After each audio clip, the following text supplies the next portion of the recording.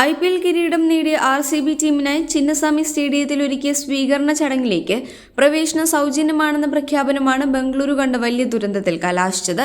കർണാടക സർക്കാരിന്റെ കണക്കുകൂട്ടലിൽ തെറ്റിച്ചെത്തിയ അപൂർവമായ ജനക്കൂട്ടം സ്റ്റേഡിയത്തിന്റെ ഇടുങ്ങിയ ഗേറ്റിലേക്ക് ഇടിച്ചു കയറാൻ ശ്രമിച്ചതാണ് 11 പേരുടെ മരണത്തിന് കാരണമായത്.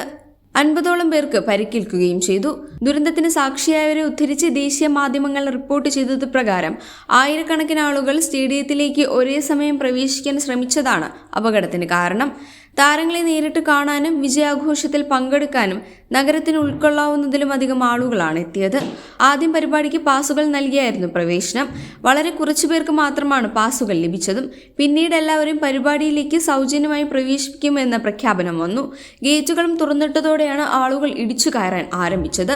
അക്ഷമരായ ആരാധകർ സ്റ്റേഡിയത്തിന്റെ മതിലുകളിലും അടുത്തുള്ള മരങ്ങളിലും ഉൾപ്പെടെ കയറി താരങ്ങളെ നേരിട്ട് കാണാനുള്ള ശ്രമം നടത്തി. കർണാടക സംസ്ഥാനത്തിന്റെ പല ഭാഗത്തു നിന്നും വന്ന 10,000-കണക്കിന് ആളുകൾ സ്റ്റേഡിയത്തിനുള്ളിലേക്ക് പ്രവേശിക്കാൻ ശ്രമിച്ചതോടെ ബാരിക്കേഡുകൾ മറിഞ്ഞു വീണു. തിക്കിലും തിരക്കിലും പെട്ട് ചിലർ ബോധരഹിതരായി നിലത്ത് വീണതോടെ അവരെ ചവിട്ടി മെതിച്ച് ജനക്കൂട്ടം മുന്നോട്ടു പോയി. അനിയന്ത്രിതമായ ജനക്കൂട്ടത്തെ നിയന്ത്രിക്കാൻ പോലീസുകാർക്കും കഴിഞ്ഞില്ല. കേവലം 5000 പോലീസുകാരെയാണ് 3 ലക്ഷത്തിലേറെ ആളുകളെ നിയന്ത്രിക്കാൻ വിന്യസിച്ചിരുന്നത്.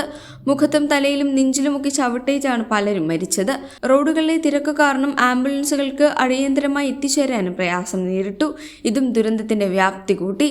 പോലീസുകാർ പരിക്കേറ്റവരെയും അബോധാവസ്ഥയിലായവരെയും ആശുപത്രിയിലേക്ക് മാറ്റുന്നത് സമൂഹമാധ്യമങ്ങളിൽ പ്രചരിക്കുന്ന അപകടത്തിന്റെ വീഡിയോ ദൃശ്യങ്ങളിൽ നിന്ന് കാണാം. സംഭവത്തിൽ കർണാടക മുഖ്യമന്ത്രി സിദ്ധരാമയ്യ മജിസ്ട്രേറ്റ് തലത്തിലുള്ള അന്വേഷണം പ്രഖ്യാപിച്ചു.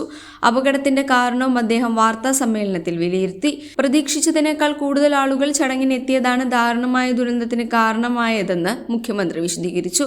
ചിന്നസ്വാമി സ്റ്റേഡിയത്തിന് 35,000 ആളുകളെ മാത്രമാണ് ഉൾക്കൊള്ളാൻ കഴിയുന്നത്. എന്നാൽ സ്റ്റേഡിയത്തിൽ എത്തിയതാകട്ടെ 3 ലക്ഷത്തിലേറെ ആളുകളും. മരിച്ചവരുടെ ആശ്രിതർക്ക് 10 ലക്ഷം രൂപയും പരിക്കേറ്റവർക്ക് സൗജന്യ ചികിത്സയും സർക്കാർ വാഗ്ദാനം ചെയ്തു. ദുരന്തം സംഭവിക്കാൻ പാടില്ലാത്തതായിരുന്നുവെന്നും ഉത്തരവാദികൾക്കെതിരെ കർശന നടപടി ഉണ്ടാകുമെന്നും വാർത്താ സമ്മേളനത്തിൽ മുഖ്യമന്ത്രി പറഞ്ഞു. Subscribe to One India and never miss an update.